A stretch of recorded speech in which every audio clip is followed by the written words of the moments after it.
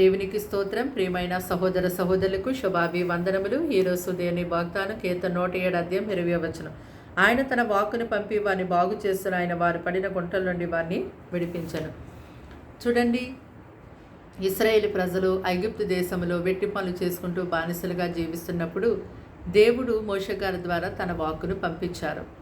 మరి మోషే గారు వారి యొద్దకు వచ్చి, దేవుడు మిమ్మల్ని విశాల దేశంలోనికి నడిపించబోతున్నారు, అంటే పాలు తేనెలు ప్రవహించే దేశంలోకి మిమ్మల్ని తోడుకుని వెళ్ళబోతున్నారు అని వారికి చెప్పగా, దేవుడు పంపించినటువంటి ఆ వాక్కు వారిని ఎంతో బలపరిచింది, వారికి ఎంతో ధైర్యాన్ని ఇచ్చింది.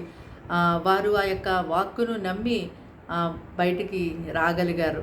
చూడండి, వారు పడి ఉన్నటువంటి బానిసత్వం అనే గుంటల్లో నుంచి, శ్రమని గుంటల్లో నుంచి, బాధని గుంటల్లో నుంచి వారు దేవుని యొక్క మాట ద్వారా విడిపించబడ్డారు. అలాగుననే మీ యొక్క జీవితంలో కూడా అప్పు సమస్యలు అనే గుంటలు, ఇరుకులు, ఇబ్బందులు, అలాగే అనారోగ్యం అనే గుంటలు, సాతాను శోధనలు అనే గుంటలు, ఇంకా ఎన్నో రకాలైనటువంటి సమస్యల చేత, బాధల చేత మీరు పీడించబడుతూ ఉన్నారేమో. అయితే మీరు కూడా దేవుని యొక్క వాక్కుని దేవుడు మీ వద్దకు పంపిస్తున్నప్పుడు దేవుని యొక్క మాటను వినండి. తప్పకుండా దేవుడు ప్రతి ఒక్కరితో మాట్లాడతారు.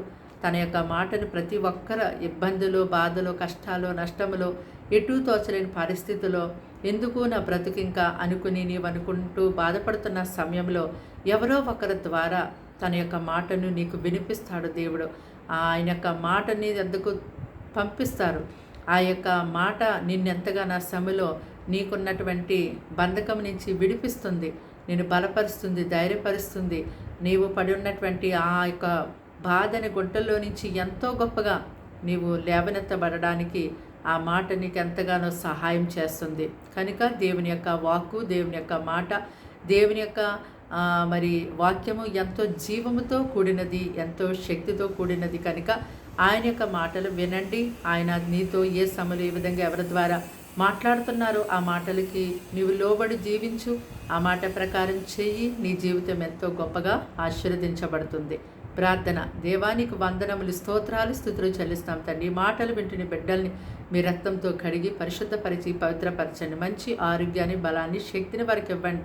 నీ ఆత్మ, నీ సన్నిధి వారిలో వారి గృహంలో ఉంచండి. అయ్యా, వారికి ఉన్న సమస్యలు, శోధనలన్నీ కూడా యేసు నామములో తొలగించండి. నీ అందు ఇంకా గొప్పగా నిలిచిన వారిగా మార్చండి ప్రభా. చంచలమైన జీవితం తండ్రి ఆయన వారి నుంచి తొలగించండి.